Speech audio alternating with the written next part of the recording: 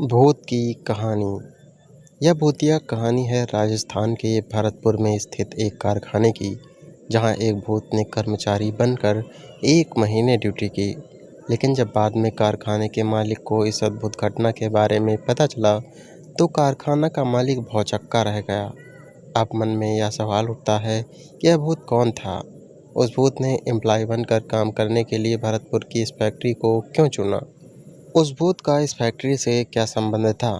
क्या इस फैक्ट्री पर पहले से ही भूत का साया था? लोग बताते हैं कि फैक्ट्री के मालिक ने उस भूत का वेतन भी दे दिया था। इस कहानी में जानेंगे वह किस तरह। इस कारखाने की अविश्वसनीय भूत की कहानी जिस किसी ने भी सुनी, उसे अपने कानों पर विश्वास नहीं हुआ। लोग फैक्ट्री की भूतिया कहानी को सुनकर एक बार इस फैक्ट्री को देखने अवश्य आए।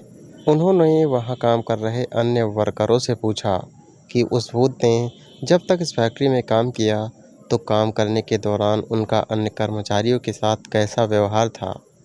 उस भूत ने किसी को आघात तो नहीं पहुंचाया? यह वह समय था जब कोरोना वायरस का संक्रमण चरम सीमा पर था। हर व्यक्ति इस संक्रमण से बचने का प्रयास कर रहा था, लेकिन कोरोना वायरस किसी न किसी को अपनी चपेट में लेता था। राजस्थान के भरतपुर की एक फैक्ट्री में विशाल जायसवाल नाम के व्यक्ति काम करते थे। वह अपनी ड्यूटी के प्रति बहुत समर्पित थे। फैक्ट्री के कर्मचारी विशाल जायसवाल का व्यवहार फैक्ट्री के मालिक को ही नहीं, बल्कि फैक्ट्री में काम करने वाले हर कर्मचारी को पसंद आता था। लॉकडाउन घोषित हुआ तो फैक्ट्रियां बंद हो गई, सारा कामकाज ठप हो गया। 2-3 महीने तो फैक्ट्री ने अपने कर्मचारियों को घर बैठे वेतन दिया, लेकिन बिना काम के फैक्ट्री में ऐसा कितने दिन चल पाएगा? फिर इसलिए अब फैक्ट्रियों ने अपने कर्मचारियों को वेतन देना ही बंद कर दिया। विशाल जायसवाल, जो भरतपुर में एक फैक्ट्री के कर्मचारी थे, लॉकडाउन के दौरान फैक्ट्री द्वारा वेतन न दिए जाने के कारण वह मायूस रहने लगे।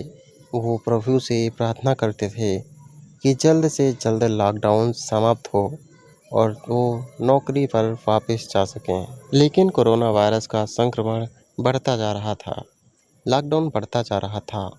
इस बीच एक दुर्भाग्यपूर्ण घटना घटी। फैक्ट्री में काम करने वाले विशाल जायसवाल कोरोना संक्रमण से पीड़ित हो गए और बहुत कोशिशों के बावजूद उन्हें बचाया नहीं जा सका। विशाल जायसवाल की फैक्ट्री में यह बात पहुंचा दी गई कि उनके यहाँ काम करने वाले कर्मचारी विशाल जायसवाल की मौत हो चुकी है। विशाल जायसवाल के परिवार में उनकी पत्नी और 2 छोटे-छोटे बच्चे थे। अब विशाल जायसवाल की मौत के बाद उनके घर का खर्च चलना मुश्किल था। लॉकडाउन समाप्त हुआ, फैक्ट्रियों को फिर से चलाने का आदेश हो गया। राजस्थान के भरतपुर की वह फैक्ट्री भी स्टार्ट हो गई, जिसमें विशाल जायसवाल काम करते थे। एक दिन फैक्ट्री के मालिक क्या देखते हैं कि ऑफिस में उनके सामने विशाल जायसवाल खड़े हैं। फैक्ट्री के मालिक ने जब विशाल जायसवाल को देखा, तो वह चौंक उठे। उन्होंने विशाल जायसवाल से कहा कि तुम्हारी तो मौत की खबर हमारे पास आई थी। फैक्ट्री के मालिक के इस प्रश्न पर विशाल जायसवाल मुस्कुराकर बोले, आपसे किसी ने मजाक किया होगा। विशाल जायसवाल ने फिर कहा कि फैक्ट्री खुल गई है, मैं काम पर आ गया हूँ। इस बात पर फैक्ट्री मालिक बोले कि तुम जैसे मेहनती कर्मचारी मिलते कहाँ हैं, इसलिए हमारी फैक्ट्री के दरवाजे तुम्हारे लिए सदा ही खुले हैं। तुम आज से ही ड्यूटी पर लग जाओ। विशाल जायसवाल फैक्ट्री में काम करने लगे, लेकिन साथ काम करने वाले कर्मचारियों ने अनुभव किया कि विशाल जायसवाल का व्यवहार बदल गया है और मशीन पर काम करते करते अचानक गायब हो जाते थे। सबको बड़ा आश्चर्य लगता था कि अभी अभी तो विशाल जायसवाल अपनी सीट पर काम कर रहे थे, अचानक कहाँ चले गए। पूछने पर विशाल जायसवाल जवाब देते थे कि थोड़ा चहलकदमी करने बाहर चला गया था। लेकिन उनके सहकर्मियों को ऐसा लगता था कि विशाल जायसवाल झूठ बोल रहे हैं, क्योंकि उन्हें चलने की आहट सुनाई ही नहीं देती थी। जब विशाल जायसवाल ओवरटाइम के साथ दिन रात काम करते थे, एक बार विशाल जायसवाल से फैक्ट्री मालिक ने पूछा कि जब तुम दिन रात फैक्ट्री में काम करते हो, तो ऐसे में सोते कब हो? फैक्ट्री मालिक के इस प्रश्न पर विशाल जायसवाल हंसकर कहते हैं कि हमारे मुकद्दर में सोना कहाँ है मालिक। वे समझ नहीं पाते थे कि विशाल जायसवाल क्या कहना चाहते हैं। उस रात फैक्ट्री के लगभग सारे एम्प्लॉय घर जा चुके थे। विशाल जायसवाल ओवर टाइम कर रहे थे कि फैक्ट्री का चौकीदार किसी काम से अंदर आया। उसने देखा विशाल जायसवाल जिस सीट पर बैठते हैं, वहां एक जीर्ण शीर्ष अवस्था में कोई अजनबी सा इंसान बैठा नजर आ रहा था।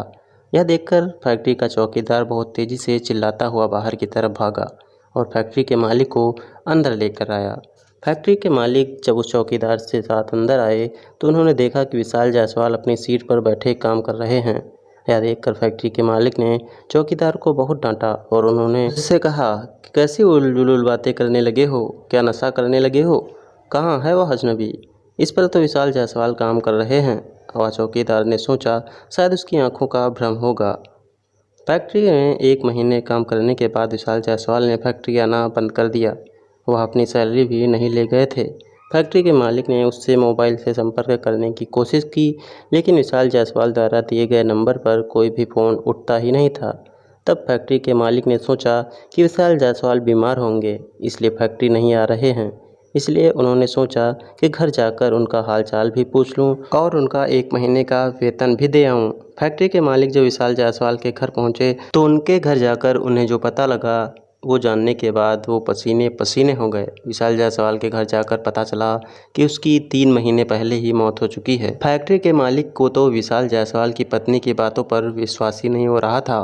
फैक्ट्री के मालिक ने विशाल जायसवाल की पत्नी को जब बताया कि उसके पति पिछले 1 महीने से फैक्ट्री में काम कर रहे थे तो आश्चर्य में पड़ गई। वह सोच रहे थे कि आखिर वह कौन था जो विशाल जायसवाल के रूप में उसकी फैक्ट्री में काम कर रहा था।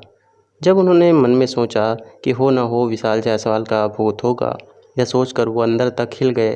फिर उन्होंने अपने आप को संभाला। फैक्ट्री मालिक ने विशाल जायसवाल की पत्नी से कहा कि बात कुछ भी हो, लेकिन विशाल जायसवाल ने ड्यूटी टाइम ही नहीं बल्कि ओवर टाइम भी किया है, इसलिए उसका वेतन आप ले लीजिए। फैक्ट्री मालिक ने विशाल जायसवाल का वेतन ओवर टाइम मिलाकर कुल 50,000 रुपये उसकी पत्नी के हाथ में रख दिए। विशाल जायसवाल की पत्नी की आंखों से आंसू बह निकले। वह सोच रही थी कि 1 दिन पहले मैं बच्चों से बातें कर रही थी कि काश हमारे पास 40-50,000 रुपये होते तो घर में ही छोटी मोटी दुकान खोल लेते। उस दिन उनके पति विशाल जायसवाल की आत्मा यह बात सुन रही थी, इसलिए 50,000 रुपये की व्यवस्था करने के लिए उसके पति ने मौत के बाद भी फैक्ट्री में काम किया ताकि उसके परिवार को सहारा मिल सके। दोस्तों, ये स्टोरी आपको कैसी लगी कमेंट में ज़रूर बताइए। अगर स्टोरी अच्छी लगी हो तो वीडियो को लाइक करें, चैनल को सब्सक्राइब करें और बेल आइकन ज़रूर दबा दें ताकि हमारी आने वाली नेक्स्ट स्टोरी की इन्फॉर्मेशन आपको सबसे पहले मिले। तो मिलते हैं नेक्स्ट इंटरेस्टिंग स्टोरी के साथ। तब तक के लिए गुड बाय।